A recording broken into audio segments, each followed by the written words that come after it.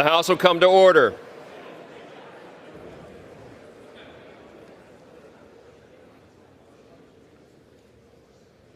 Speaker, the Vice President and the United States Senate.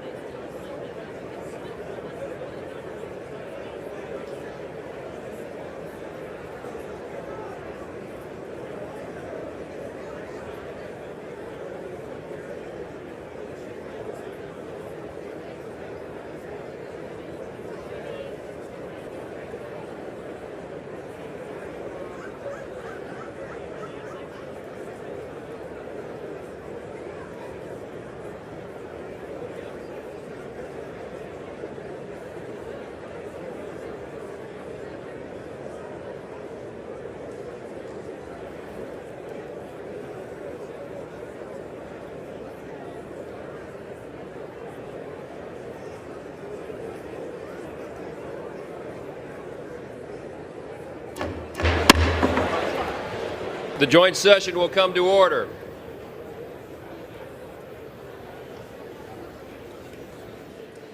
The chair appoints as members of the committee on the part of the House to escort the President of the United States into the chamber the following: the gentleman from Louisiana, Mr. Scalise; the gentleman from Minnesota, Mr. Emmer; the gentlewoman from Michigan, Mrs. McClain; the gentleman from North Carolina, Mr. Hudson; the gentleman from Pennsylvania, Mr. Reschenthaler; the gentleman from Utah, Mr. Moore; the gentlewoman from Indiana, Mrs. Houchin; the gentleman from Oklahoma, Mr. Hearn; the gentleman from New York, Mr. Jeffries; the gentlewoman from Massachusetts, Ms. Clark; the gentleman from California, Mr. Aguilar; the gentleman from California, Mr. Liu; the gentleman from Colorado, Mr. Neguse; the gentlewoman from Washington, Ms. Delbene; the gentlewoman from Michigan, Mrs. Dingell.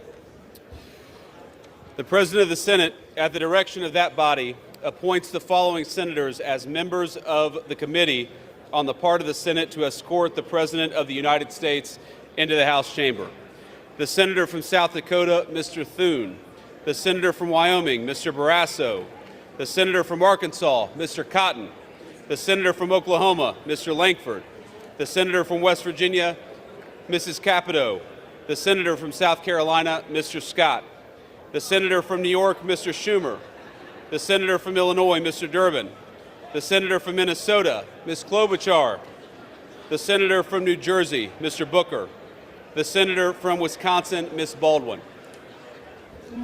The members of the escort committee will exit the chamber through the lobby doors.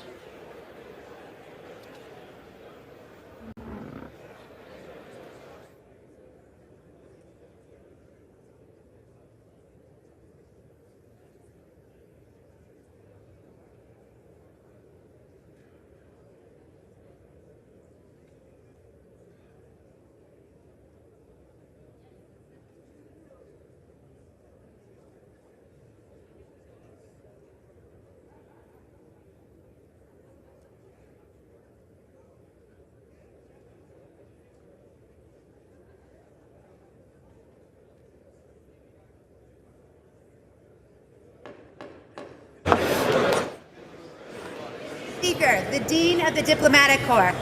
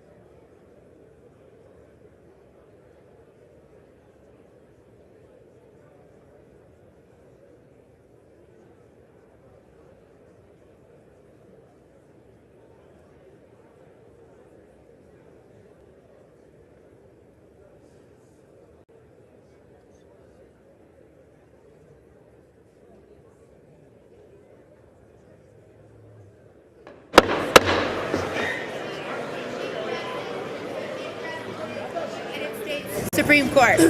That's great.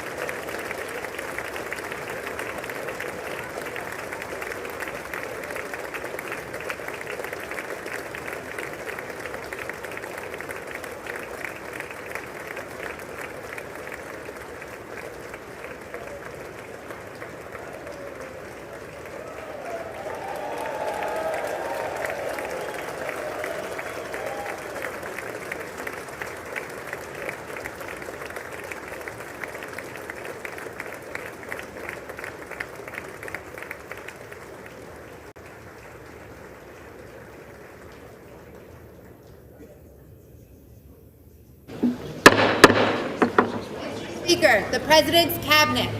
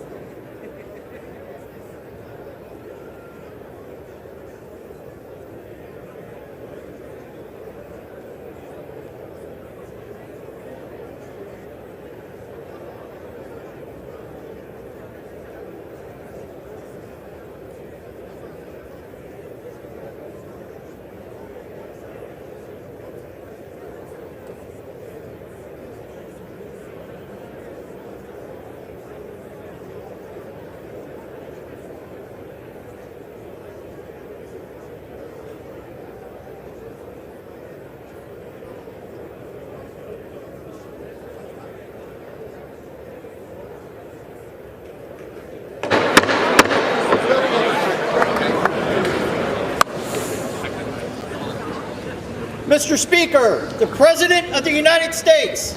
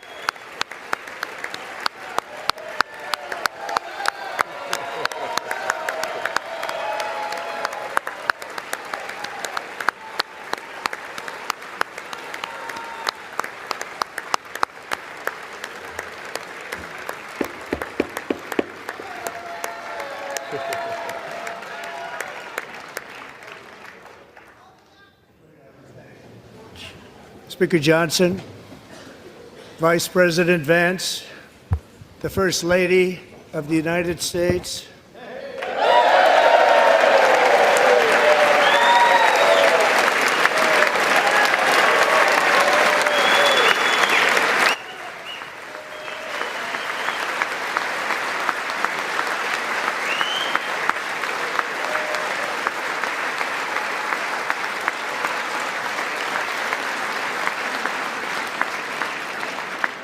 members of the United States Congress, thank you very much. And to my fellow citizens, America is back.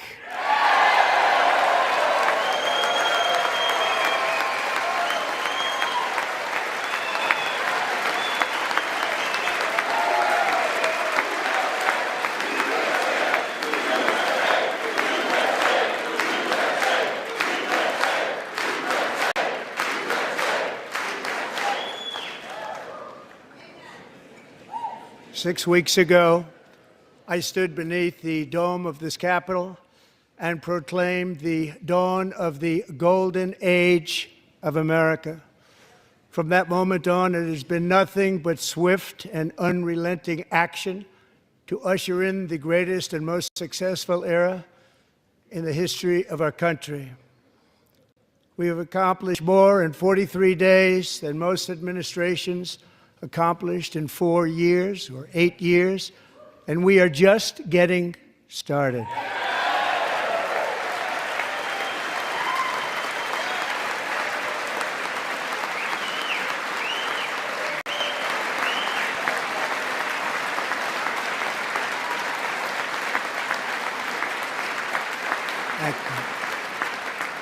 I return to this chamber tonight to report that America's momentum is back, our spirit is back, our pride is back, our confidence is back, and the American dream is surging bigger and better than ever before.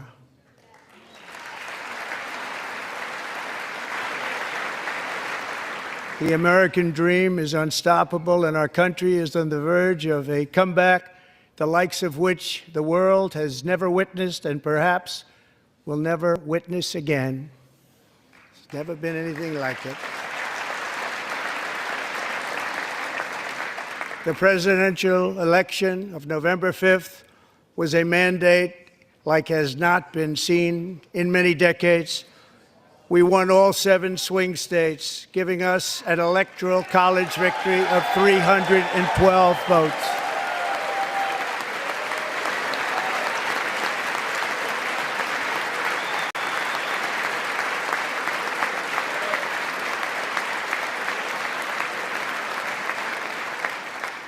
We won the popular vote by big numbers and won counties in our country.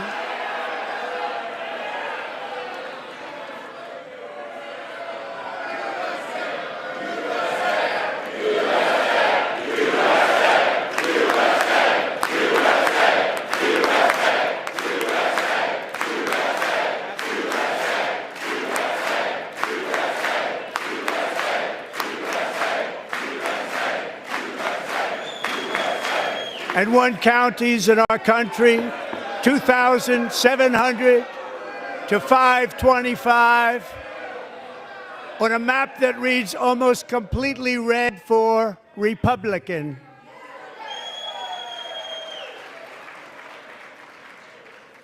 Now, for the first time in modern history, more Americans believe that our country is headed in the right direction than the wrong direction. In fact, it's an astonishing record, 27-point swing, the most ever.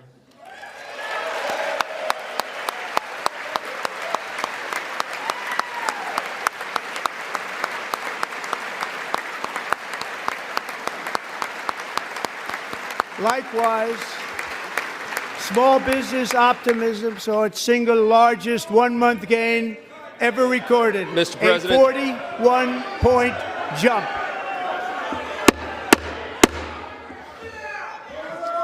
Members are directed to uphold and maintain decorum in the House and to cease any further disruptions.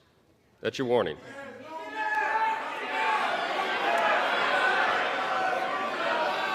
Members are engaging in willful and continuing breach of decorum, and the chair is prepared to direct the Sergeant-at-Arms to restore order to the joint session.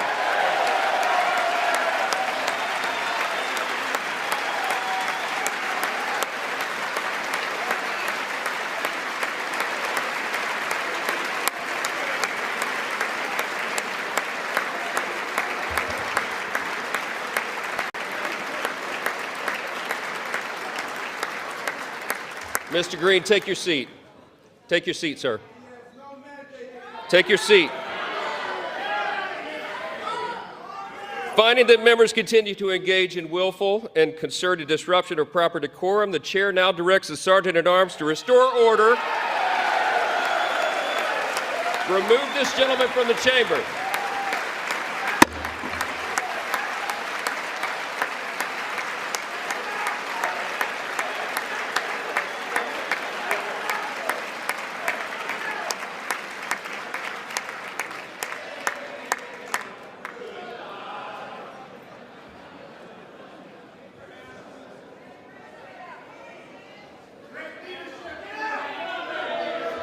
Go.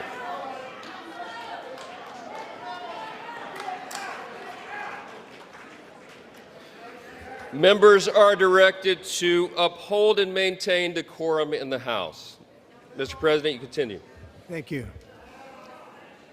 Over the past 6 weeks, I have signed nearly 100 executive orders and taken more than 400 executive actions, a record to restore common sense, safety, optimism, and wealth all across our wonderful land. The people elected me to do the job, and I'm doing it.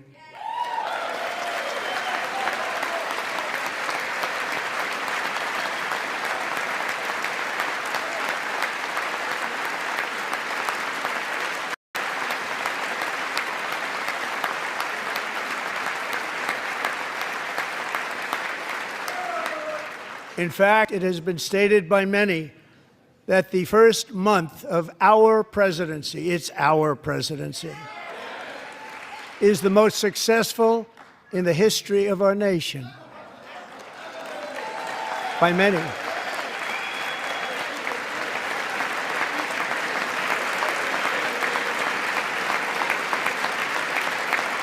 And what makes it even more impressive is that, do you know who number 2 is? George Washington. How about that? How about that? I don't know about that list, but we'll take it. Within hours of taking the oath of office, I declared a national emergency on our southern border, and I deployed the U.S. military and Border Patrol to repel the invasion of our country. And what a job they've done. As a result, illegal border crossings last month were by far the lowest ever recorded, ever.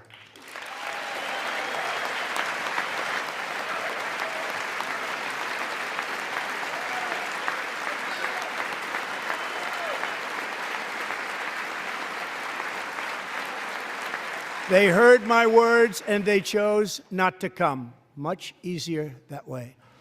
In comparison, under Joe Biden, the worst president in American history, there were hundreds of thousands of illegal crossings a month, and virtually all of them, including murderers, drug dealers, gang members, and people from mental institutions and insane asylums, were released into our country. Who would want to do that?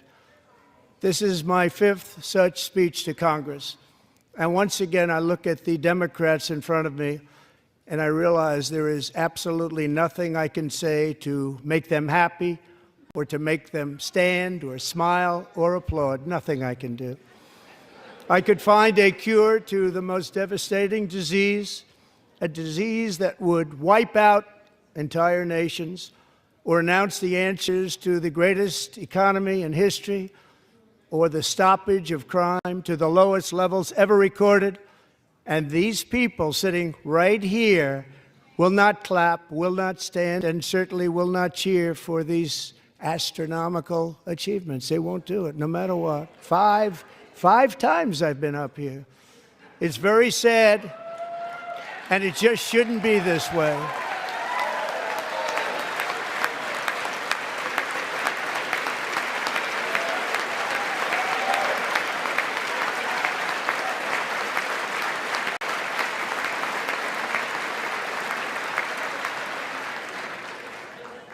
So Democrats sitting before me, for just this one night, why not join us in celebrating so many incredible wins for America? For the good of our nation, let's work together and let's truly make America great again.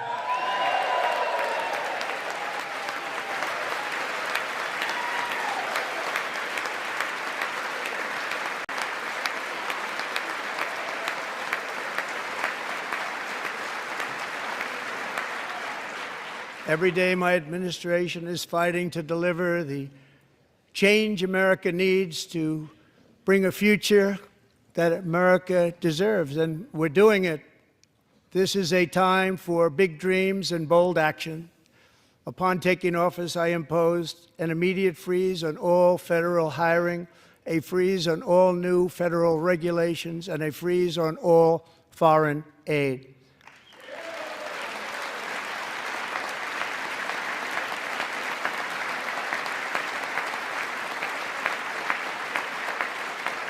I terminated the ridiculous Green New scam. I withdrew from the unfair Paris Climate Accord, which was costing us trillions of dollars that other countries were not paying. I withdrew from the corrupt World Health Organization.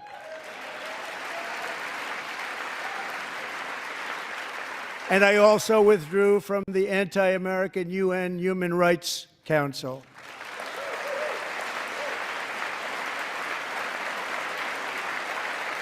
We ended all of Biden's environmental restrictions that were making our country far less safe and totally unaffordable. And importantly, we ended the last administration's insane electric vehicle mandate, saving our auto workers and companies from economic destruction.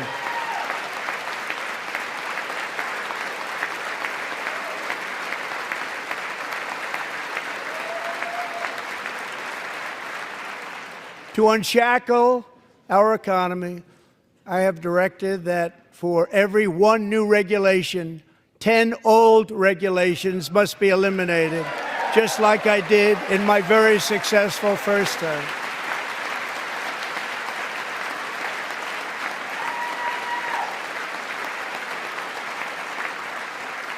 And in that first term, we set records on ending unnecessary rules and regulations like no other president had done before.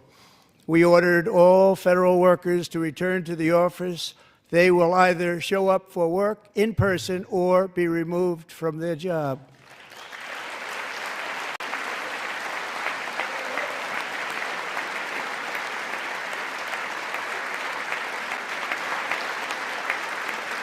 And we have ended weaponized government where, as an example, a sitting president is allowed to viciously prosecute his political opponent, like me. How did that work out? Not too good. Not too good.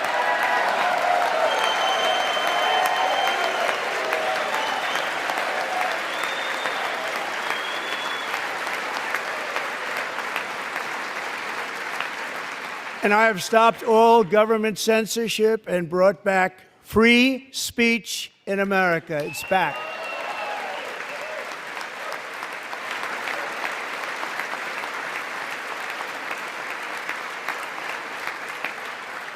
And 2 days ago, I signed an order making English the official language of the United States of America.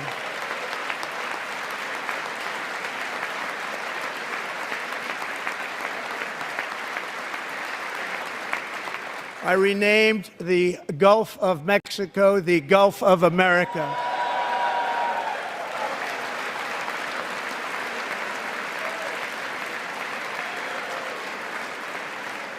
And likewise, I renamed, for a great president, William McKinley, Mount McKinley again. Beautiful Alaska. We love Alaska. We've ended the tyranny of so-called diversity, equity, and inclusion policies all across the entire federal government and indeed the private sector and our military. And our country will be woke no longer.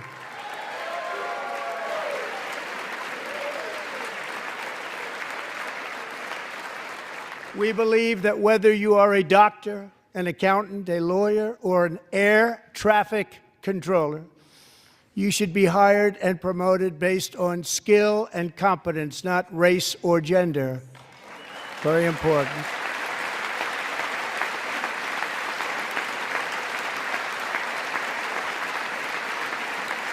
You should be hired based on merit.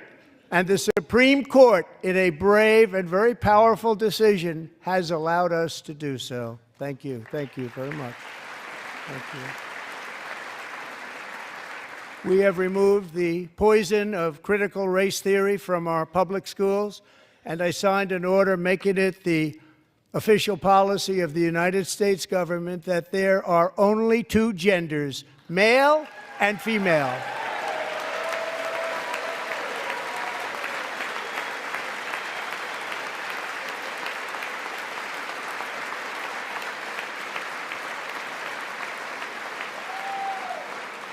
I also signed an executive order to ban men from playing in women's sports.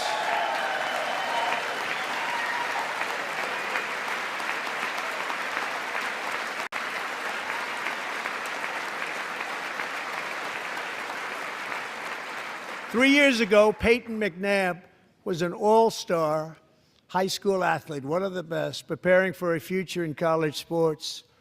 But when her girls' volleyball match was invaded by a male, he smashed the ball so hard in Peyton's face, causing traumatic brain injury, partially paralyzing her right side, and ending her athletic career. It was a shot like she's never seen before. She's never seen anything like it. Peyton is here tonight in the gallery, and Peyton, from now on, schools will kick the men off the girls' team, or they will lose all federal funding.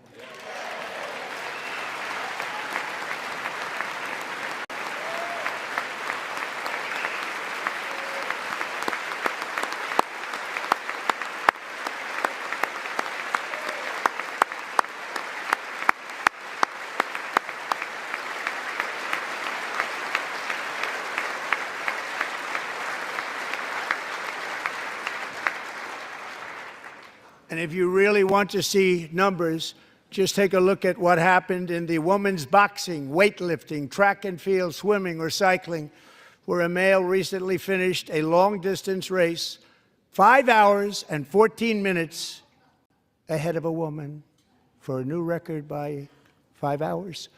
Broke the record by 5 hours. It's demeaning for women, and it's very bad for our country. We're not going to put up with it any longer.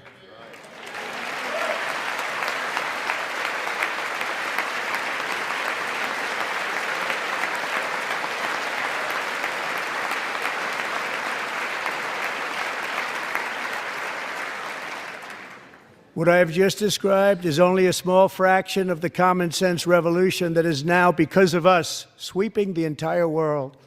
Common sense has become a common theme, and we will never go back. Never. Never going to let that happen. Among my very highest priorities is to rescue our economy and get dramatic and immediate relief to working families. As you know, we inherited from the last administration an economic catastrophe and an inflation nightmare. Their policies drove up energy prices, pushed up grocery costs, and drove the necessities of life out of reach for millions and millions of Americans. They've never had anything like it. We suffered the worst inflation in 48 years, but perhaps even in the history of our country. They're not sure. As president, I'm fighting every day to reverse this damage and make America affordable again.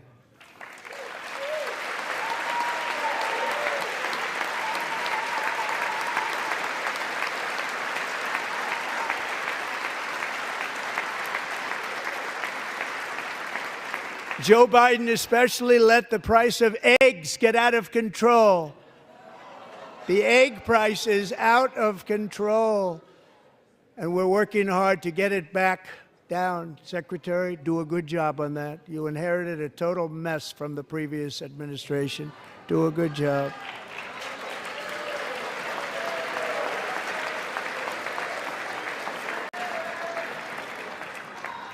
A major focus of our fight to defeat inflation is rapidly reducing the cost of energy.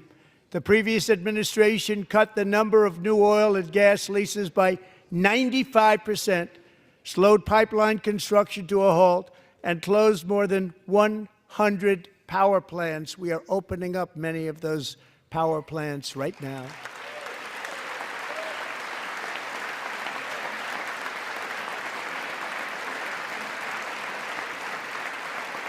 And frankly, we have never seen anything like it. That's why on my first day in office, I declared a national energy emergency. As you've heard me say many times, we have more liquid gold under our feet than any nation on earth, and by far. And now I fully authorize the most talented team ever assembled to go and get it. It's called Drill, Baby, Drill.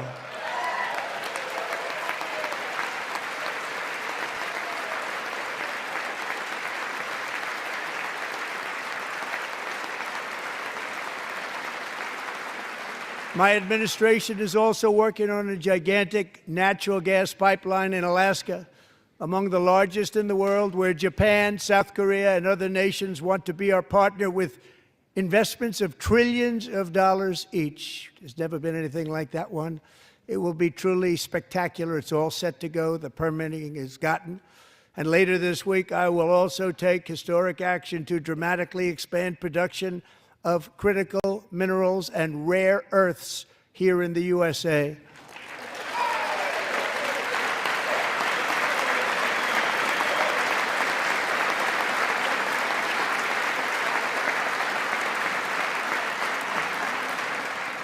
To further combat inflation, we will not only be reducing the cost of energy, but will be ending the flagrant waste of taxpayer dollars.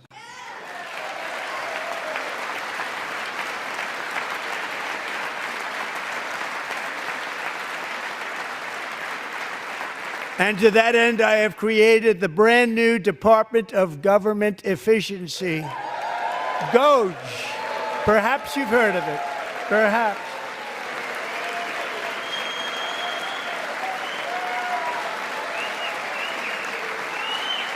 Which is headed by Elon Musk, who is in the gallery tonight.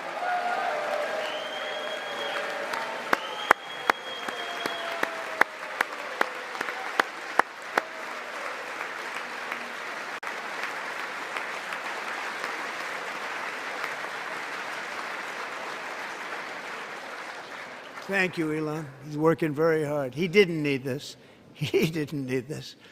Thank you very much. We appreciate it. Everybody here, even this side, appreciates it, I believe. They just don't want to admit that. Just listen to some of the appalling waste we have already identified. $22 billion from HHS to provide free housing and cars for illegal aliens. $45 million for diversity, equity, and inclusion scholarships in Burma. $40 million to improve the social and economic inclusion of sedentary migrants. Nobody knows what that is. $8 million to promote LGBTQI+ in the African nation of Lesotho, which nobody has ever heard of. $60 million for indigenous peoples and Afro-Colombian empowerment in Central America, $60 million. $8 million for making mice transgender. This is real. $32 million for a left-wing propaganda operation in Moldova. $10 million for male circumcision in Mozambique. $20 million for the Arab Sesame Street in the Middle East. It's a program. $20 million for a program. $1.9 billion to recently created Decarbonization of Homes Committee, headed up, and we know she's involved. Just at the last moment, the money was passed over by a woman named Stacey Abrams. Have you ever heard of her? A $3.5 million consulting contract for lavish fish monitoring. $1.5 million for voter confidence in Liberia. $14 million for social cohesion in Mali. $59 million for illegal alien hotel rooms in New York City. He's a real estate developer. He's done very well. $250,000 to increase vegan local climate action innovation in Zambia. $42 million for social and behavior change in Uganda. $14 million for improving public procurement in Serbia. $47 million for improving learning outcomes in Asia. Asia's doing very well with learning. I don't know what we're doing. We should use it ourselves. And $101 million for DEI contracts at the Department of Education. The most ever paid, nothing even like it. Under the Trump administration, all of these scams, and they're far worse, but I didn't think it was appropriate to talk about them. They're so bad. Many more have been found out and exposed and swiftly terminated by a group of very intelligent, mostly young people, headed up by Elon, and we appreciate it. We found hundreds of billions of dollars of fraud.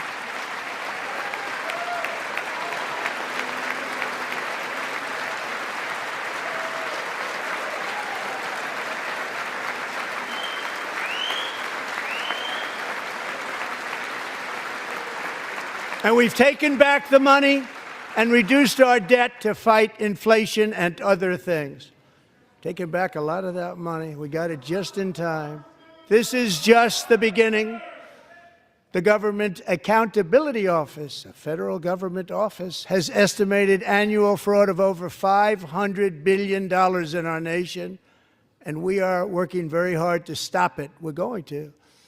We're also identifying shocking levels of incompetence and probable fraud in the Social Security program for our seniors, and that our seniors and people that we love rely on. Believe it or not, government databases list 4.7 million Social Security members from people aged 100 to 109 years old. It lists 3.6 million people from ages 110 to 119. I don't know any of them. I know some people that are rather elderly, but not quite that elderly. 3.47 million people from ages 120 to 129. 3.9 million people from ages 130 to 139. 3.5 million people from ages 140 to 149. And money is being paid to many of them, and we're searching right now. In fact, Pam, good luck. Good luck. You're going to find it.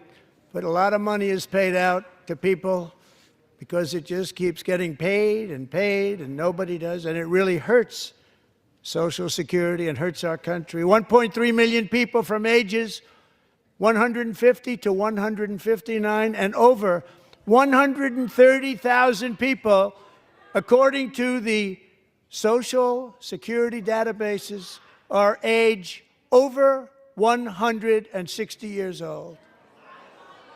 We have a healthier country than I thought, Bobby.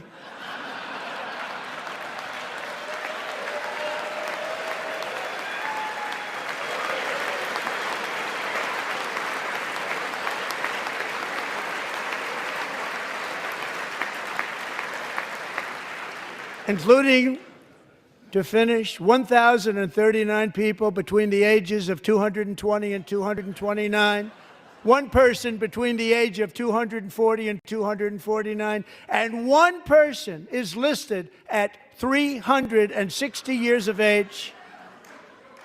More than 100 years older than our country. But we're going to find out where that money's going, and it's not going to be pretty. By slashing all of the fraud, waste, and theft we can find, we will defeat inflation, bring down mortgage rates, lower car payments and grocery prices, protect our seniors, and put more money in the pockets of American families.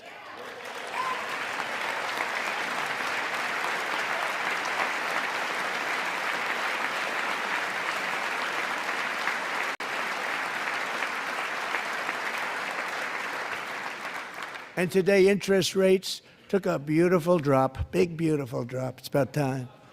And in the near future, I want to do what has not been done in 24 years, balance the federal budget. We're going to balance it.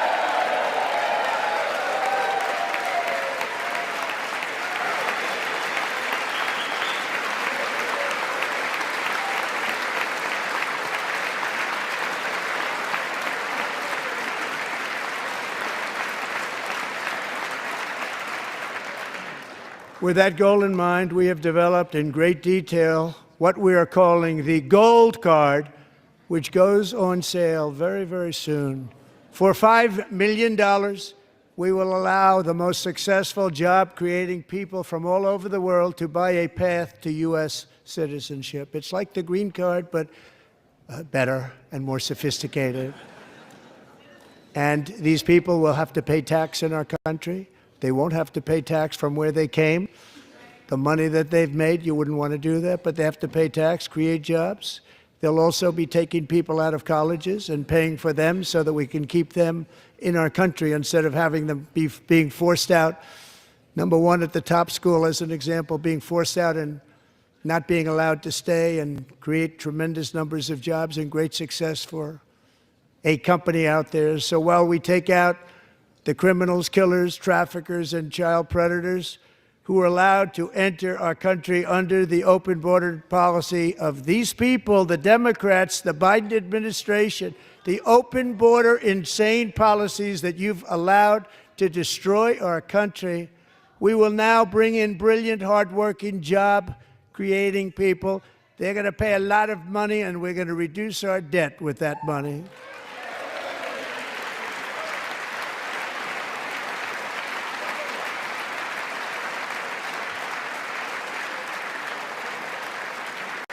Americans have given us a mandate for bold and profound change. For nearly 100 years, the federal bureaucracy has grown until it has crushed our freedoms, ballooned our deficits, and held back America's potential in every possible way.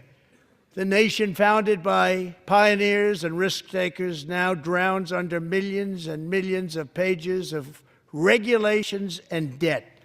Approvals that should take 10 days to get instead take 10 years, 15 years, and even 20 years before you're rejected. Meanwhile, we have hundreds of thousands of federal workers who have not been showing up to work. My administration will reclaim power from this unaccountable bureaucracy, and we will restore true democracy to America again.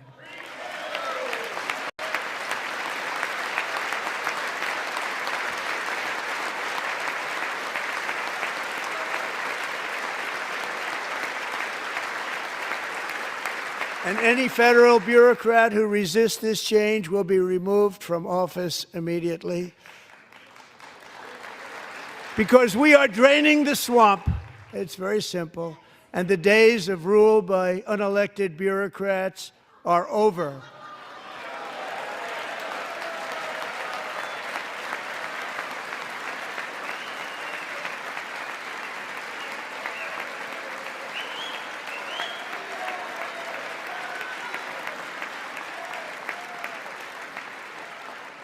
And the next phase of our plan to deliver the greatest economy in history is for this Congress to pass tax cuts for everybody. They're in there. They're waiting for you to vote. And I'm sure that the people on my right, I don't mean the Republican right, but my right here, I'm sure you're going to vote for those tax cuts, because otherwise I don't believe the people will ever vote you into office. So I'm doing you a big favor by telling you that. But I know this group is going to be voting for the tax cuts.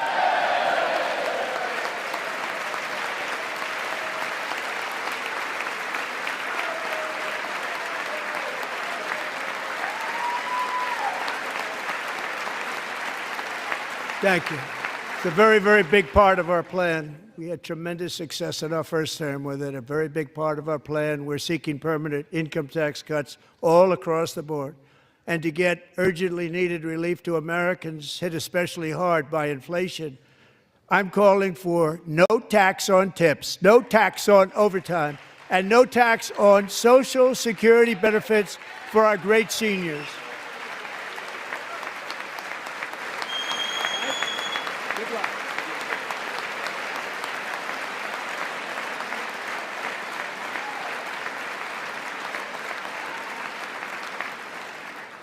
And I also want to make interest payments on car loans tax deductible, but only if the car is made in America.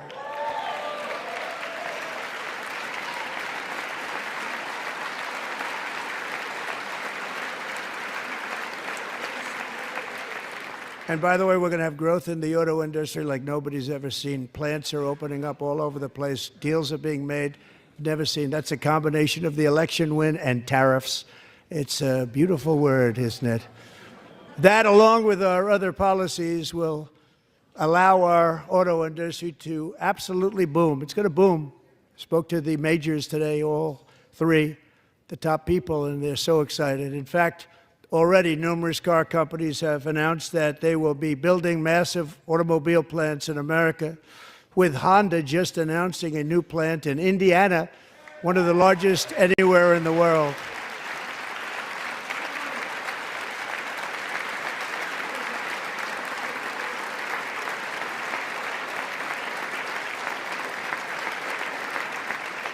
And this has taken place since our great victory on November 5th, a date which will hopefully go down as one of the most important in the history of our country.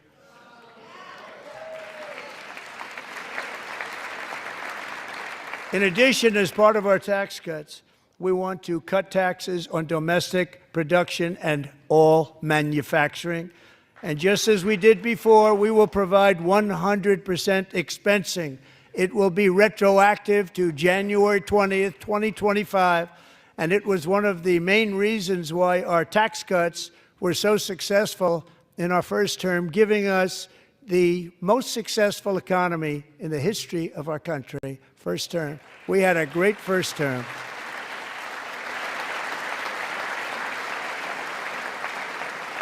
If you don't make your product in America, however, under the Trump administration, you will pay a tariff, and in some cases, a rather large one. Other countries have used tariffs against us for decades, and now it's our turn to start using them against those other countries.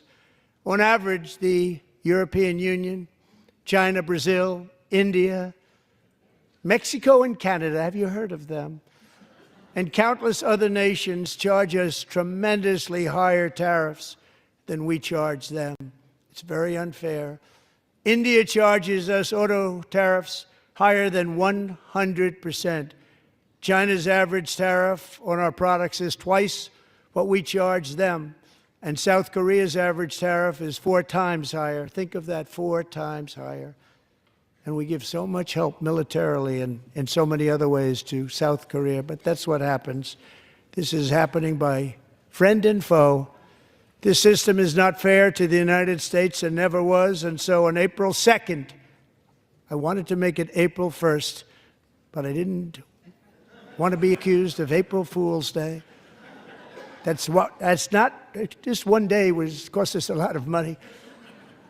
But we're going to do it in April. I'm a very superstitious person. April 2nd reciprocal tariffs kick in. And whatever they tariff us, other countries, we will tariff them. That's reciprocal, back and forth. Whatever they tax us, we will tax them. If they do non-monetary tariffs to keep us out of their market, then we will do non-monetary barriers to keep them out of our market. There's a lot of that, too. They don't even allow us in their market. We will take in trillions and trillions of dollars and create jobs like we have never seen before. I did it with China, and I did it with others, and the Biden administration couldn't do anything about it because there was so much money they couldn't do anything about it. We have been ripped off for decades by nearly every country on earth, and we will not let that happen any longer.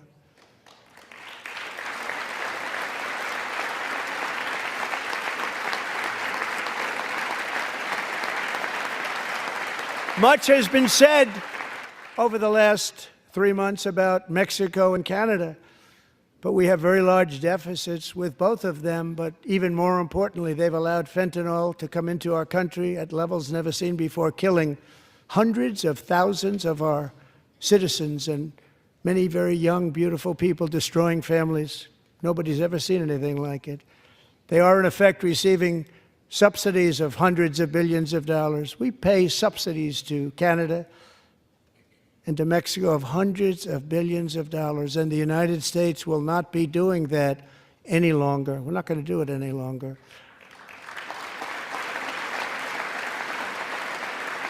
Thanks to our America First policies we're putting into place, we have had $1.7 trillion of new investment in America in just the past few weeks. The combination of the election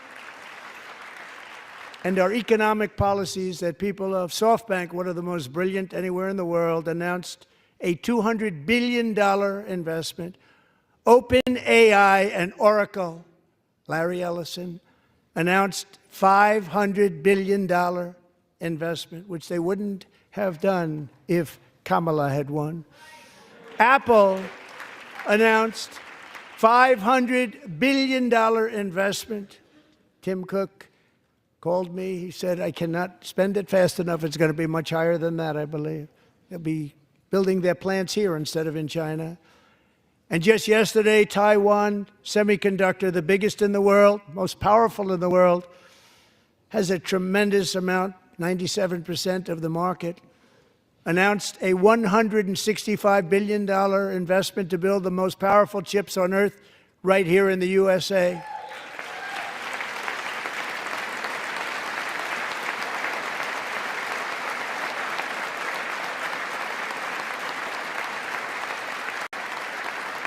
And we're not giving them any money. Your CHIPS Act is a horrible, horrible thing. We give hundreds of billions of dollars, and it doesn't mean a thing. They take our money and they don't spend it. All that meant to them, we're giving them no money. All that was important to them was they didn't want to pay the tariffs, so they came and they're building, and many other companies are coming.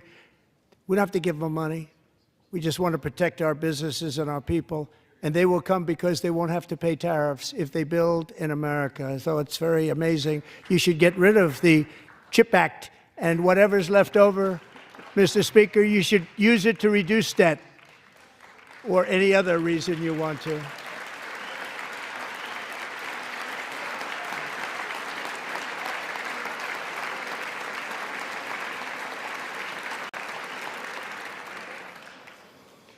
Our new trade policy will also be great for the American farmer. I love the farmer, who will now be selling into our home market, the USA, because nobody is going to be able to compete with you. Because there's goods that come in from other countries and companies. They're really in a bad position in so many different ways. They're uninspected. They may be very dirty and disgusting, and they come in and they pour in, and they hurt our American farmers. The tariffs will go on agricultural product coming into America, and our farmers, starting on April 2nd, it may be a little bit of an adjustment period, We had that before when I made the deal with China, $50 billion of purchases, and I said, just bear with me, and they did. They did. Probably have to bear with me again, and this will be even better. That was great. The problem with it was that Biden didn't enforce it. He didn't enforce it. $50 billion of purchases, and we were doing great, but Biden did not enforce it, and it hurt our farmers. But our farmers are going to have a field day right now. So to our farmers, have a lot of fun. I love you too. I love you too. It's all going to happen.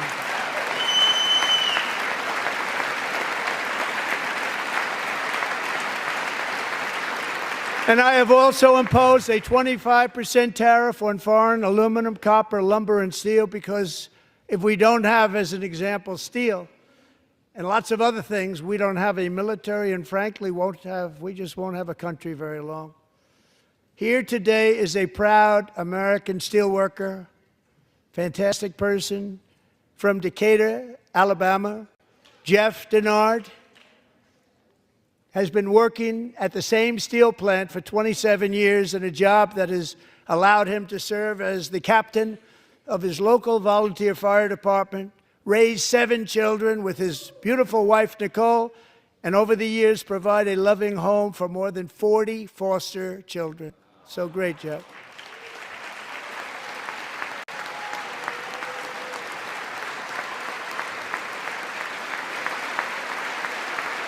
Thank you, Jeff. Thank you, Jeff.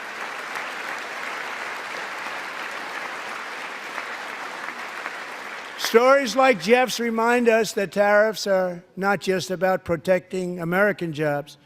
They're about protecting the soul of our country. Tariffs are about making America rich again and making America great again, and it's happening, and it will happen rather quickly. There'll be a little disturbance, but we're okay with that. It won't be much. No, you're not. Oh. And look where Biden took us, very low, the lowest we've ever been. Jeff, I want to thank you very much. And I also want to recognize another person who has devoted herself to foster care community. She works so hard on it. A very loving person, our magnificent First Lady of the United States.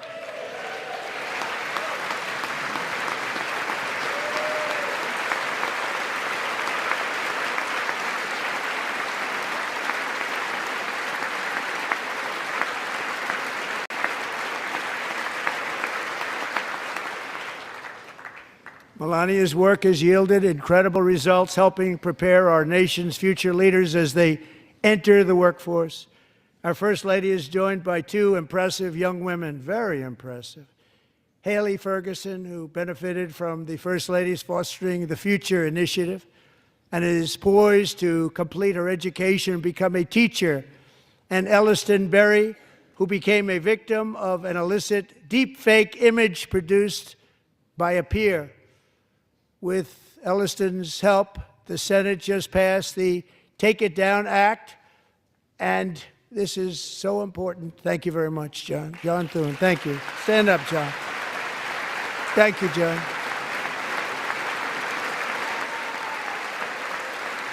Thank you all very much.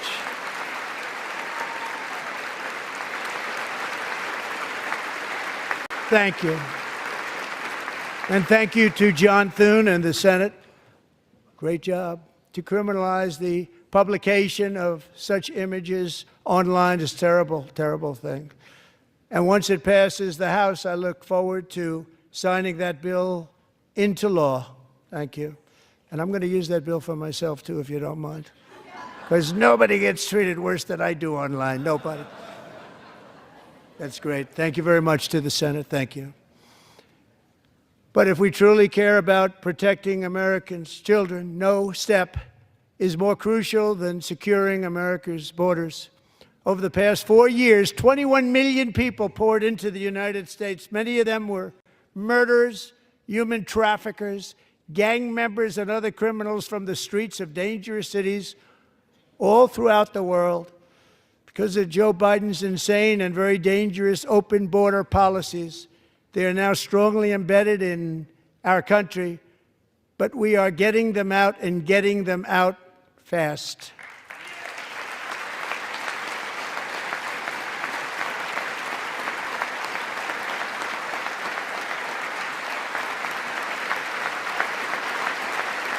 And I want to thank Tom Homan and Christy. I want to thank you and Paul of Border Patrol. I want to thank you. What a job they've all done. Everybody, Border Patrol, ICE, law enforcement in general is incredible. We have to take care of our law enforcement. Have to.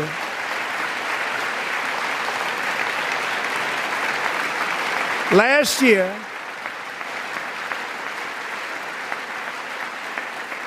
a brilliant 22-year-old nursing student named Laken Riley, the best in her class, admired by everybody, went out for a jog on the campus of the University of Georgia.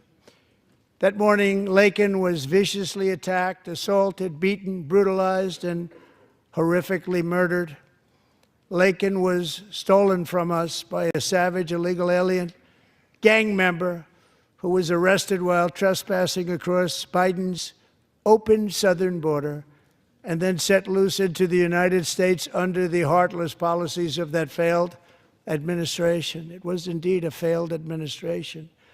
He had then been arrested and released in a Democrat-run sanctuary city, a disaster, before ending the life of this beautiful young angel. With us this evening are Laken's beloved mother, Allison, and her sister, Lauren.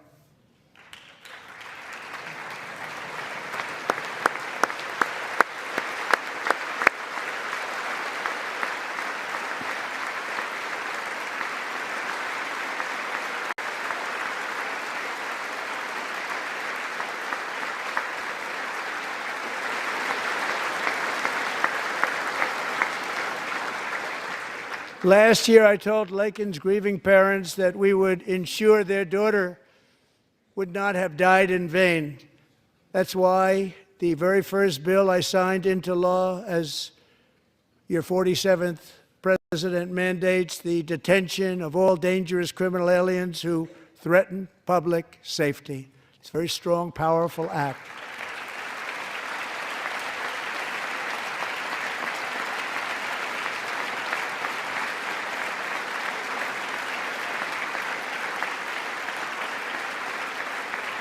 It's called the Laken-Riley Act. So Allison and Lauren, America will never, ever forget our beautiful Laken Hope Riley.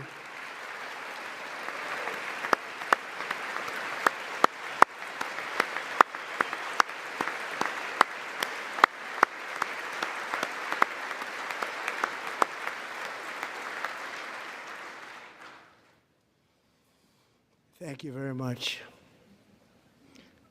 Since taking office, my administration has launched the most sweeping border and immigration crackdown in American history, and we quickly achieved the lowest numbers of illegal border crossers ever recorded. Thank you.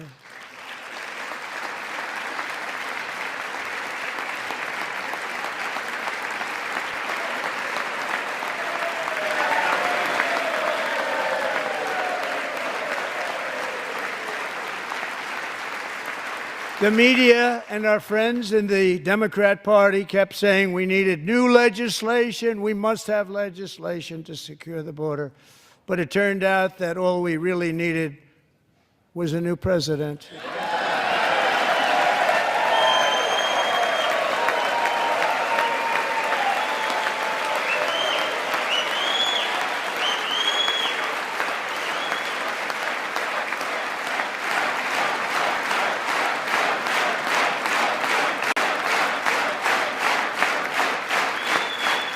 Thank you.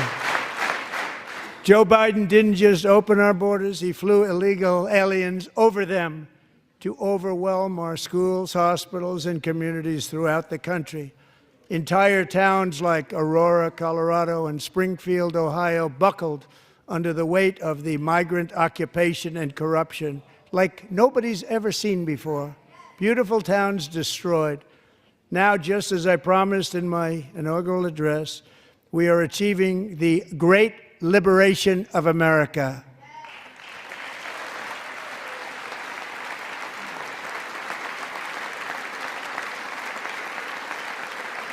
But there still is much work to be done. Here tonight is a woman I have gotten to know, Alexis Nungari from Houston. Wonderful woman. Last June, Alexis's 12-year-old daughter, her precious Jocelyn, walked to a nearby convenience store. She was kidnapped, tied up, assaulted for 2 hours under a bridge, and horrifically murdered. Arrested and charged with this heinous crime are two illegal alien monsters from Venezuela, released into America by the last administration through their ridiculous open border. The death of this beautiful 12-year-old girl and the agony of her mother and family touched our entire nation greatly. Alexis, I promised that we would always remember your daughter, your magnificent daughter, and earlier tonight I signed an order keeping my word to you. One thing I have learned about Jocelyn is that she loved animals so much. She loved nature. Across Galveston Bay, from where Jocelyn lived in Houston, you will find a magnificent national wildlife refuge, a pristine, peaceful, 34,000-acre sanctuary for all of God's creatures on the edge of the Gulf of America. Alexis, moments ago, I formally renamed that refuge in loving memory of your beautiful daughter, Jocelyn. So, Mr. Vice President, if you would, may I have the order?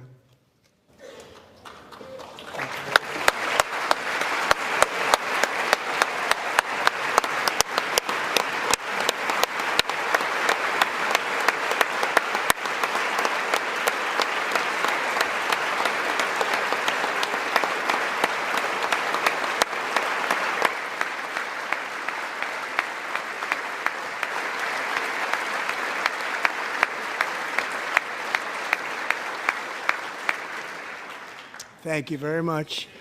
All three savages charged with Jocelyn and Lakin's murders were members of the Venezuelan prison gang, the toughest gang, they say, in the world, known as Tren de Aragua.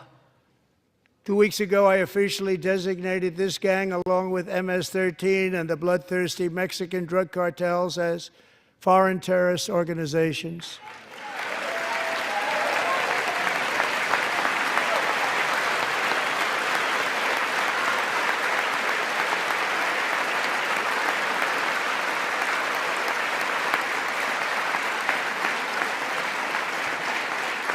They are now officially in the same category as ISIS, and that's not good for them. Countless thousands of these terrorists were welcomed into the U.S. by the Biden administration. But now every last one will be rounded up and forcibly removed from our country, or, if they're too dangerous, put in jails, standing trial in this country, because we don't want them to come back ever. With us this evening is a warrior on the front lines of that battle, Border Patrol Agent Roberto Ortiz. Great guy.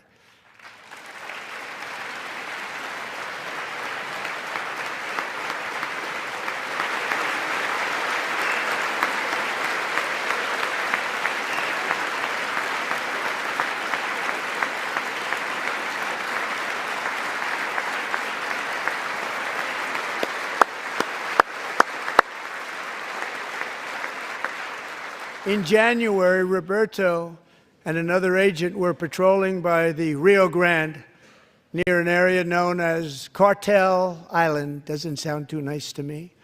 When heavily armed gunmen started shooting at them, Roberto saw that his partner was totally exposed, at great danger, and he leapt into action, returning fire and providing crucial seconds for his fellow agent to seek safety, just barely. I have some of the prints of that event, and it was not good. Agent Ortiz, we salute you for your great courage and for your line of fire that you took and for the bravery that you showed. We honor you, and we will always honor you. Thank you, Roberto, very much.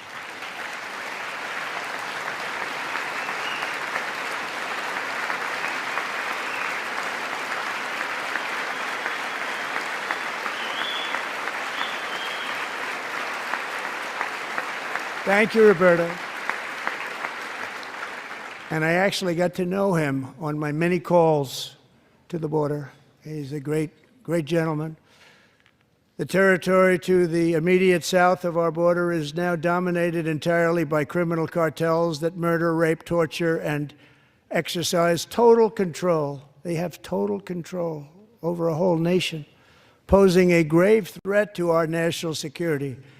The cartels are waging war in America, and it's time for America to wage war on the cartels, which we are doing.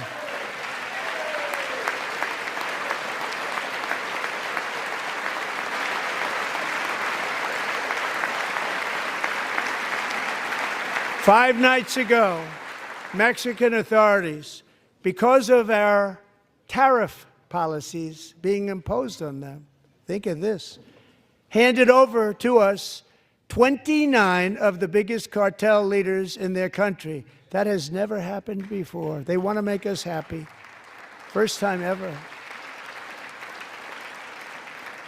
But we need Mexico and Canada to do much more than they've done, and they have to stop the fentanyl and drugs pouring into the USA. They're going to stop it. I have sent Congress a detailed funding request laying out exactly how we will eliminate these threats to protect our homeland and complete the largest deportation operation in American history, larger even than current record holder President Dwight D. Eisenhower, a moderate man, but someone who believed very strongly in borders. Americans expect Congress to send me this funding without delay so I can sign it into law. So, Mr. Speaker, John Thune, both of you, I hope you're going to be able to do that, Mr. Speaker. Thank you. Mr. Leader, thank you. Thank you very much. And let's get it to me. I'll sign it so fast, you won't even believe it.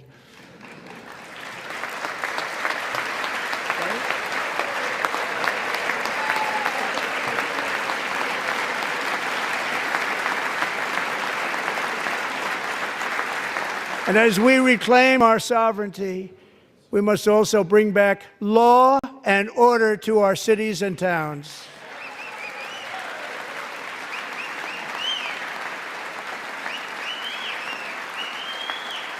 In recent years, our justice system has been turned upside down by radical left lunatics. Many jurisdictions virtually ceased enforcing the law against dangerous repeat offenders while weaponizing law enforcement against political opponents like me. My administration has acted swiftly and decisively to restore fair, equal, and impartial justice under the constitutional rule of law, starting at the FBI and the DOJ. Pam, good luck. Cash, wherever you may be, good luck. Good luck. Pam Bondi. Good luck. So important. Going to do a great job. Cash, thank you. Thank you, Cash.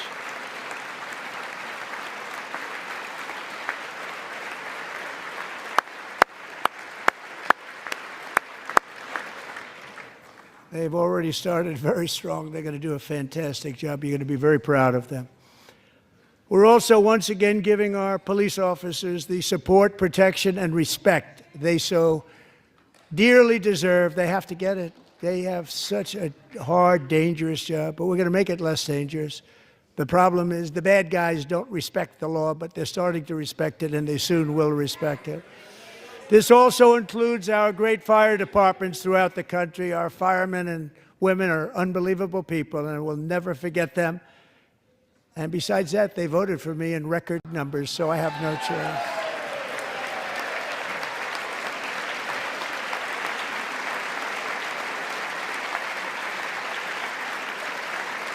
One year ago this month, 31-year-old New York police officer Jonathan Diller, unbelievably wonderful person and a great officer, was gunned down at a traffic stop on Long Island. I went to his funeral.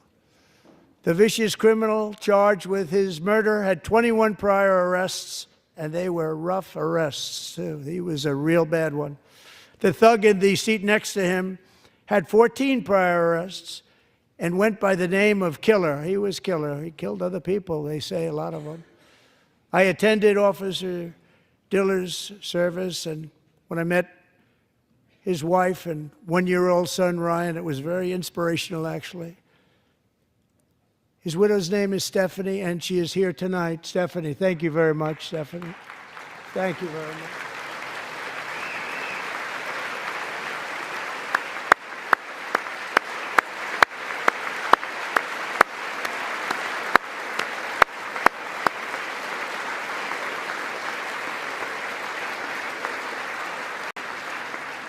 Stephanie, we're going to make sure that Ryan knows his dad was a true hero, New York's finest, and we're going to get these cold-blooded killers and repeat offenders off our streets, and we're going to do it fast.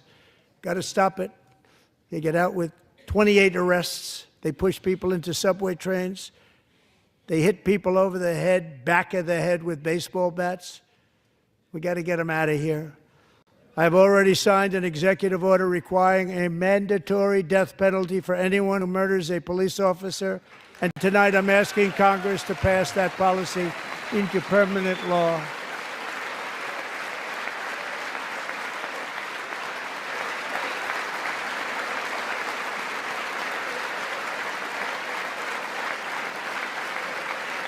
I'm also asking for a new crime bill getting tough on repeat offenders while enhancing protections for America's police officers so they can do their jobs without fear of their lives being totally destroyed. They don't want to be killed. We're not going to let them be killed. Joining us in the gallery tonight is a young man who truly loves our police. His name is DJ Daniel. He is 13 years old, and he has always dreamed of becoming a police officer.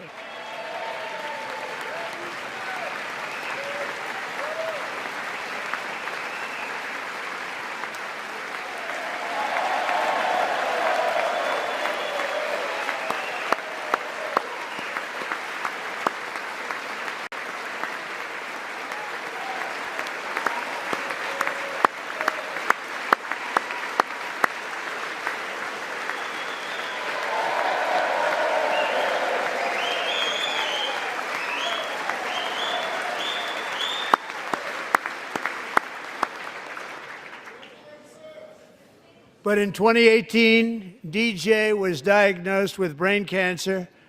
The doctors gave him 5 months at most to live. That was more than 6 years ago.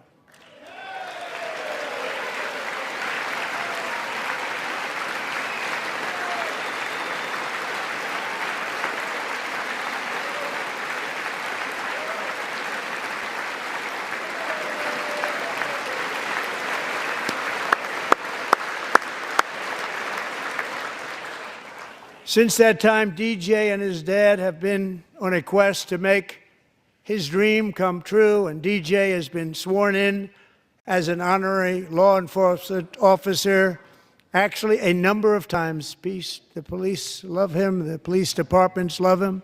And tonight, DJ, we're going to do you the biggest honor of them all. I am asking our new Secret Service Director, Sean Curran, to officially make you an agent of the United States Secret Service.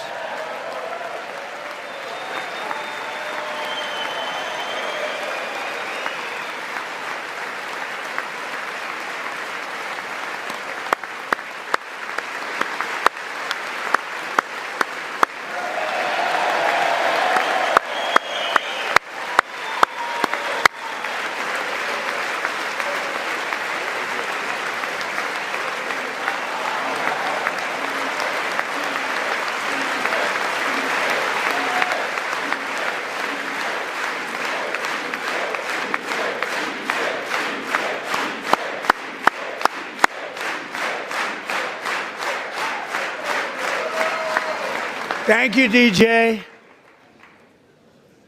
DJ's doctors believe his cancer likely came from a chemical he was exposed to when he was younger. Since 1975, rates of child cancer have increased by more than 40%. Reversing this trend is one of the top priorities for our new presidential commission to make America healthy again, chaired by our new Secretary of Health and Human Services, Robert F. Kennedy, Jr.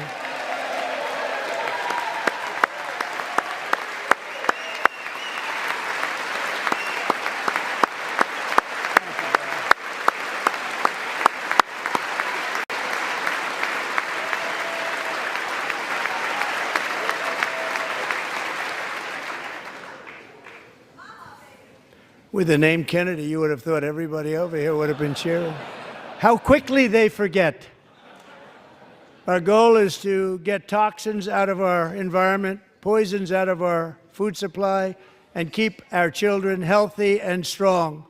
As an example, not long ago, and you can't even believe these numbers, 1 in 10,000 children had autism, 1 in 10,000. And now it's 1 in 36.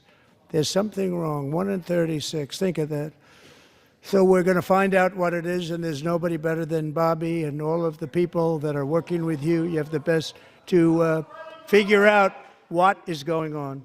Okay, Bobby, good luck. It's a very important job. Thank you. Go get him.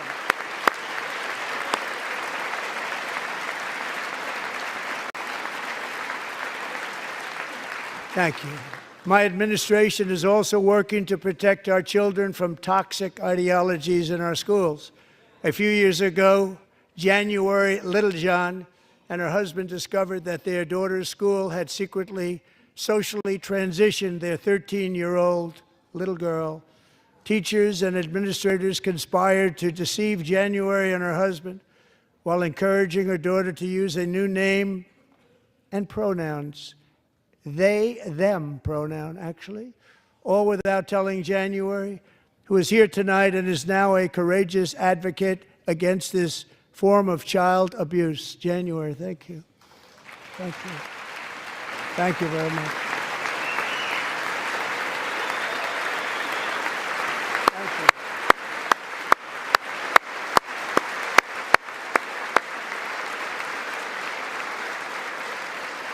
Thank you. Thank you. Stories like this are why, shortly after taking office, I signed an executive order banning public schools from indoctrinating our children with transgender ideology.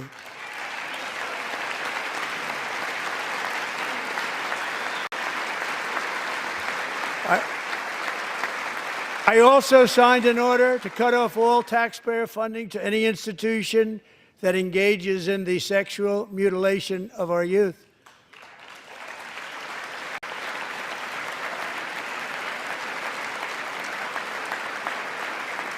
And now I want Congress to pass a bill permanently banning and criminalizing sex changes on children and forever ending the lie that any child is trapped in the wrong body.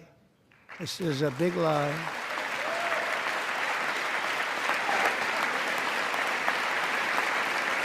And our message to every child in America is that you are perfect exactly the way God made you.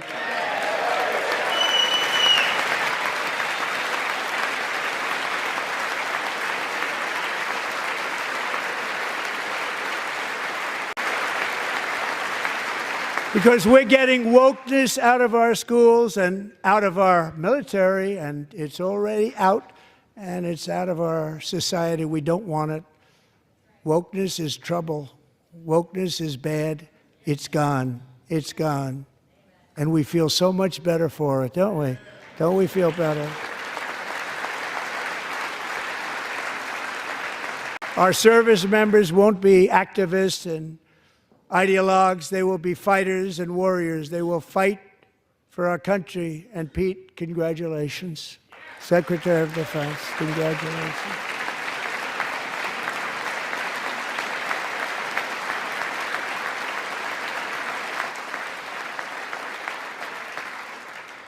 And he's not big into the woke movement, I can tell you. I know him well. I am pleased to report that in January, the U.S. Army had its single best recruiting month in 15 years, and that all armed services are having among the best recruiting results ever in the history of our services. What a difference.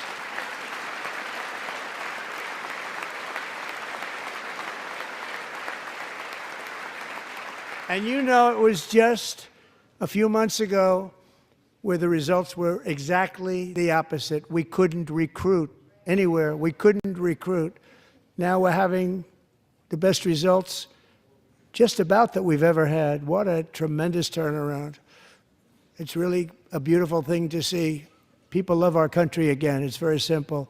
They love our country, and they love being in our military again. So it's a great thing, and thank you very much. Great job. Thank you.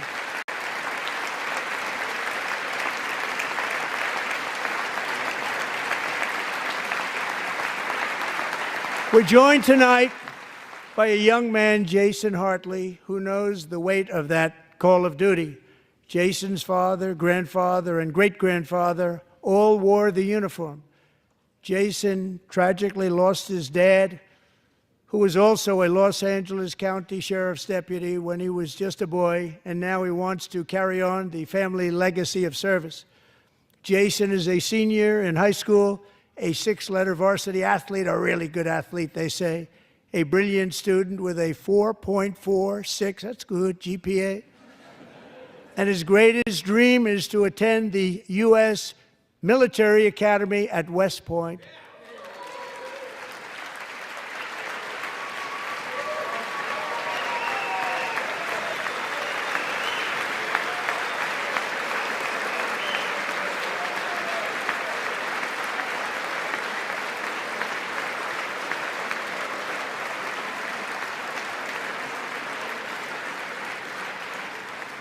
And Jason, that's a very big deal getting in. That's a hard one to get into. But I'm pleased to inform you that your application has been accepted.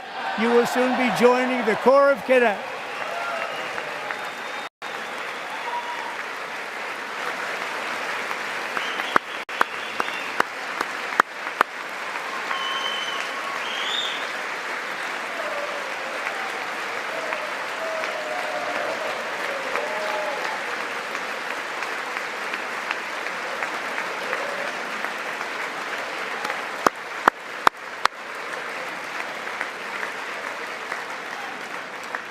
Thank you. Jason, you're going to be on the long gray line, Jason. As Commander-in-Chief, my focus is on building the most powerful military of the future. As a first step, I'm asking Congress to fund a state-of-the-art Golden Dome missile defense shield to protect our homeland, all made in the USA.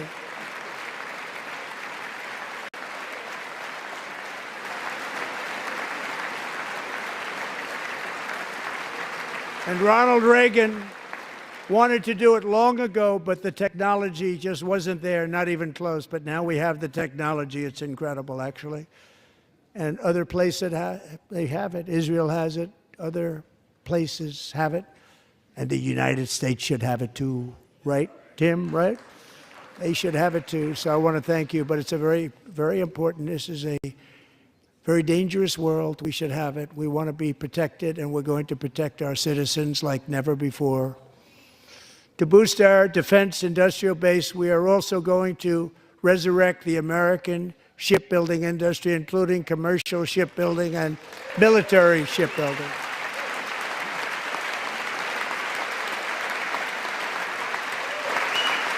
And for that purpose, I am announcing tonight that we will create a new Office of Shipbuilding in the White House and offer special tax incentives to bring this industry home to America where it belongs. We used to make so many ships. We don't make them anymore very much, but we're going to make them very fast, very soon. It will have a huge impact. To further enhance our national security, my administration will be reclaiming the Panama Canal, and we've already started doing it.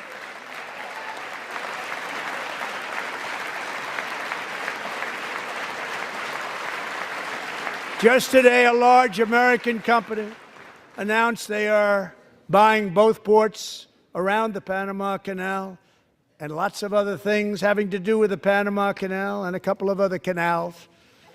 The Panama Canal was built by Americans for Americans, not for others, but others could use it. But it was built at tremendous cost of American blood and treasure. 38,000 workers died building the Panama Canal. They died of malaria. They died of snake bites and mosquitoes. Not a nice place to work. They paid them very highly to go there, knowing there was a 25% chance that they would die. The most expensive project also that was ever built in our country's history, if you bring it up to modern day costs. It was given away by the Carter administration for $1, but that agreement has been violated very severely. We didn't give it to China. We gave it to Panama, and we're taking it back.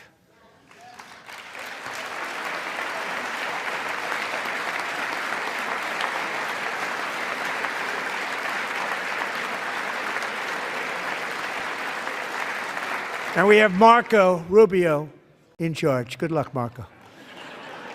Now, we know who to blame if anything goes wrong. Marco's been amazing, and he's going to do a great job. Think of it, he got 100 votes. You know, he was approved with actually 99, but the 100th was this gentleman, and I feel very certain. So let's assume he got 100 votes. And I'm either very, very happy about that or I'm very concerned about it. But he's already proven. I mean, he's a great gentleman. He's respected by everybody, and we appreciate you voting for Marco. He's going to do a fantastic job. Thank you. Thank you. He's doing a great job. Great job. And I also have a message tonight for the incredible people of Greenland. We strongly support your right to determine your own future. And if you choose, we welcome you into the United States of America. We need Greenland for national security and even international security, and we're working with everybody involved to try and get it. But we need it really for international world security, and I think we're going to get it. One way or the other, we're going to get it. We will keep you safe. We will make you rich, and together we will take Greenland to heights like you have never thought possible before. It's a very small population, but very, very large piece of land and very, very important for military security. America is once again standing strong against the forces of radical Islamic terrorism. 3.5 years ago, ISIS terrorists killed 13 American service members and countless others in the Abbey Gate bombing during the disastrous and incompetent withdrawal from Afghanistan. Not that they were withdrawing, it was the way they withdrew. Perhaps the most embarrassing moment in the history of our country. Tonight, I am pleased to announce that we have just apprehended the top terrorist responsible for that atrocity, and he is right now on his way here to face the swift sword of American justice.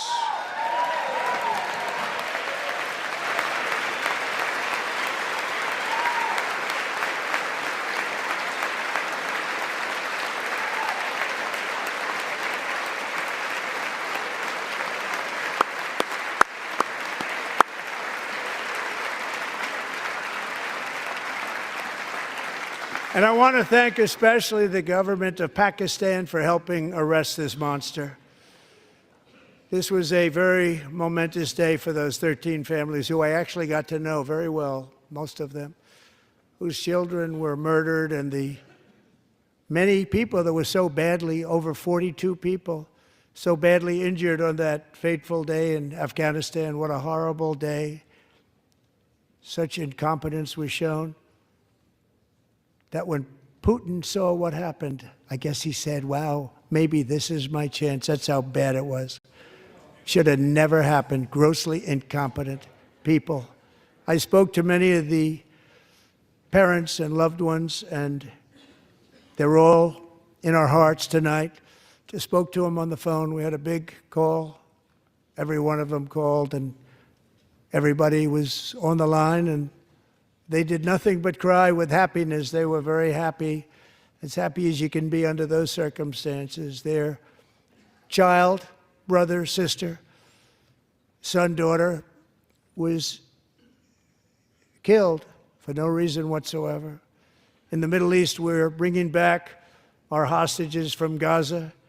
In my first term, we achieved one of the most groundbreaking peace agreements in generations, the Abraham Accords.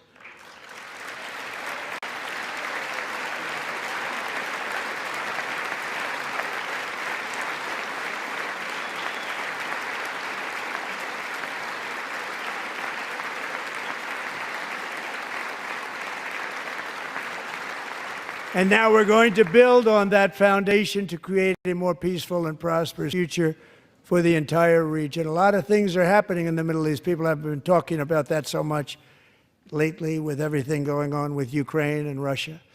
But a lot of things are happening in the Middle East. It's a rough neighborhood, actually. I'm also working tirelessly to end the savage conflict in Ukraine. Millions of Ukrainians and Russians have been needlessly killed or wounded in this horrific and brutal conflict with no end in sight. The United States has sent hundreds of billions of dollars to support Ukraine's defense, with no security, with no anything.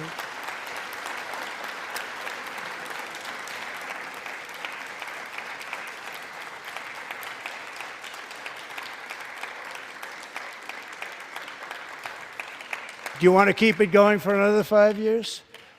Yeah, you would say Pocahontas says yes.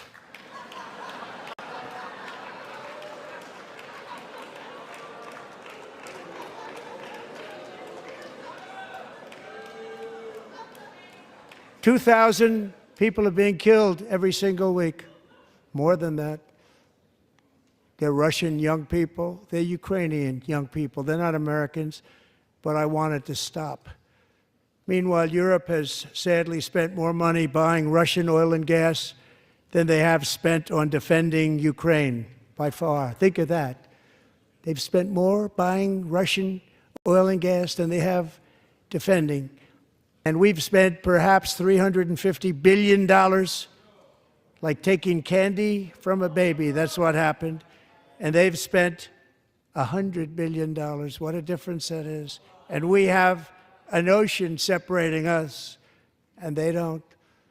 But we're getting along very well with them, and lots of good things are happening. Biden has authorized more money in this fight than Europe has spent, by billions and billions of dollars. It's hard to believe that they wouldn't have stopped it and said at some point, come on, let's equalize. You got to be equal to us. But that didn't happen. Earlier today, I received an important letter from President Zelensky of Ukraine. The letter reads, "Ukraine is ready to come to the negotiating table as soon as possible to bring lasting peace closer. Nobody wants peace more than the Ukrainians," he said. "My team and I stand ready to work under President Trump's strong leadership to get a peace that lasts. We do really value how much America has done to help Ukraine maintain its sovereignty and independence. Regarding the agreement on minerals and security, Ukraine is ready to sign it at any time that is convenient for you." I appreciate that he sent this letter, just got it a little while ago. Simultaneously, we've had serious discussions with Russia and have received strong signals that they are ready for peace. Wouldn't that be beautiful? Wouldn't that be beautiful?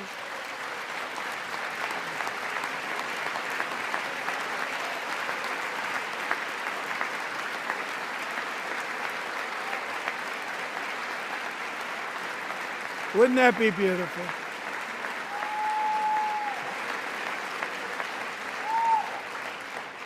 It's time to stop this madness. It's time to halt the killing. It's time to end this senseless war. If you want to end wars, you have to talk to both sides. Nearly 4 years ago, amid rising tensions, a history teacher named Mark Fogel was detained in Russia and sentenced to 14 years in a penal colony. Rough stuff. The previous administration barely lifted a finger to help him. They knew he was innocent, but they had no idea where to begin. But last summer, I promised his 95-year-old mother, Malfine, that we would bring her boy safely back home. After 22 days in office, I did just that, and they are here tonight.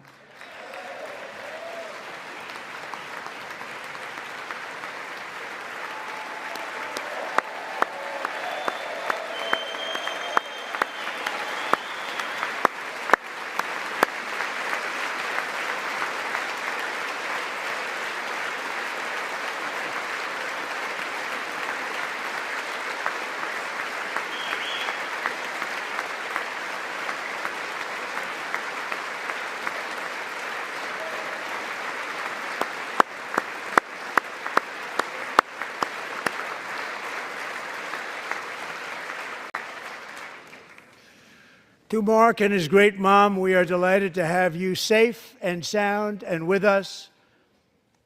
As fate would have it, Mark Fogel was born in a small rural town in Butler, Pennsylvania. Have you heard of it? Where his mother has lived for the past 78 years. I just happened to go there last July 13th for a rally. That was not pleasant. And that is where I met his beautiful mom right before I walked onto that stage. And I told her I would not forget what she said about her son. And I never did I? Never forgot. Less than 10 minutes later, at that same rally, gunfire rang out, and a sick and deranged assassin unloaded 8 bullets from his sniper's perch into a crowd of many thousands of people. My life was saved by a fraction of an inch, but some were not so lucky. Corey Comparator was a firefighter, a veteran, a Christian, a husband, a devoted father, and above all, a protector. When the sound of gunshots pierced the air, it was a horrible sound. Corey knew instantly what it was and what to do. He threw himself on top of his wife and daughters and shielded them from the bullets with his own body. Corey was hit really hard. You know the story from there. He sacrificed his life to save theirs. 2 others, very fine people, were also seriously hit. But thankfully, with the help of 2 great country doctors, we thought they were gone and they were saved. So those doctors had great talent.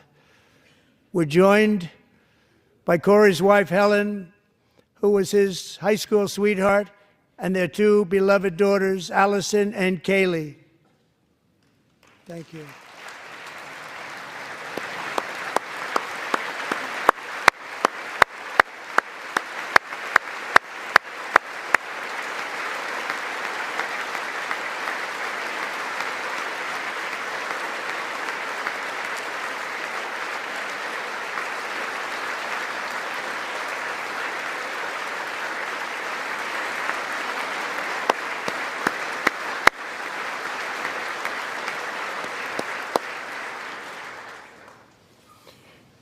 To Helen, Allison, and Kaylee, Corey is looking down on his 3 beautiful ladies right now, and he is cheering you on. He loves you. He is cheering you on. Corey was taken from us much too soon, but his destiny was to leave us all with a shining example of the selfless devotion of a true American patriot. It was love like Corey's that built our country, and it's love like Corey's that is going to make our country more majestic than ever before. I believe that my life was saved that day in Butler for a very good reason. I was saved by God to make America great again. I believe that. Thank you. Thank you.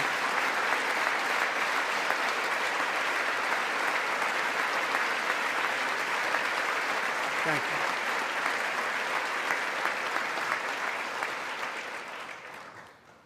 Thank you very much. From the patriots of Lexington and Concord to the heroes of Gettysburg and Normandy, from the warriors who crossed the Delaware to the trailblazers who climbed the Rockies, and from the legends who soared at Kitty Hawk to the astronauts who touched the moon, Americans have always been the people who defied all odds, transcended all dangers, made the most extraordinary sacrifices, and did whatever it took to defend our children, our country, and our freedom. And as we have seen in this chamber tonight, that same strength, faith, love, and spirit is still alive and thriving in the hearts of the American people. Despite the best efforts of those who would try to censor us, silence us, break us, destroy us, Americans are today a proud, free, sovereign, and independent nation that will always be free, and we will fight for it till death. We will never let anything happen to our beloved country, because we are a country of doers, dreamers, fighters, and survivors. Our ancestors crossed a vast ocean, strode into the unknown wilderness, and carved their fortunes from the rock and soil of a perilous and very dangerous frontier. They chased our destiny across a boundless continent. They built the railroads, laid the highways, and graced the world with American marvels like the Empire State Building, the mighty Hoover Dam, and the towering Golden Gate Bridge. They lit the world with electricity, broke free of the force of gravity, fired up the engines of American industry, vanquished the communists, fascists, and Marxists all over the world, and gave us countless modern wonders sculptured out of iron, glass, and steel. We stand on the shoulders of these pioneers who won and built the modern age, these workers who poured their sweat into the skylines of our cities, these warriors who shed their blood on fields of battle and gave everything they had for our rights and for our freedom. Now it is our time to take up the righteous cause of American liberty. And it is our turn to take America's destiny into our own hands and begin the most thrilling days in the history of our country. This will be our greatest era. With God's help, over the next 4 years, we are going to lead this nation even higher, and we are going to forge the freest, most advanced, most dynamic, and most dominant civilization ever to exist on the face of this earth. We are going to create the highest quality of life, build the safest and wealthiest and healthiest and most vital communities anywhere in the world. We are going to conquer the vast frontiers of science, and we are going to lead humanity into space and plant the American flag on the planet Mars and even far beyond.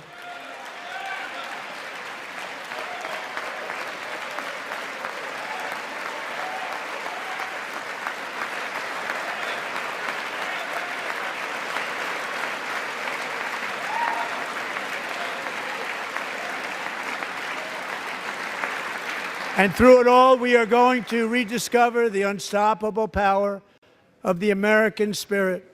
And we are going to renew unlimited promise of the American dream. Every single day, we will stand up and we will fight, fight, fight for the country our citizens believe in and for the country our people deserve.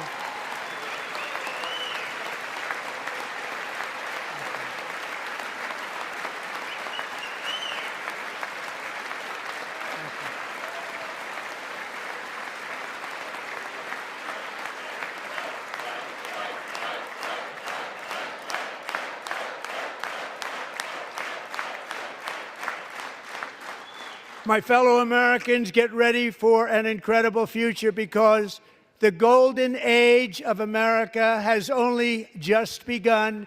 It will be like nothing that has ever been seen before. Thank you, God bless you, and God bless America.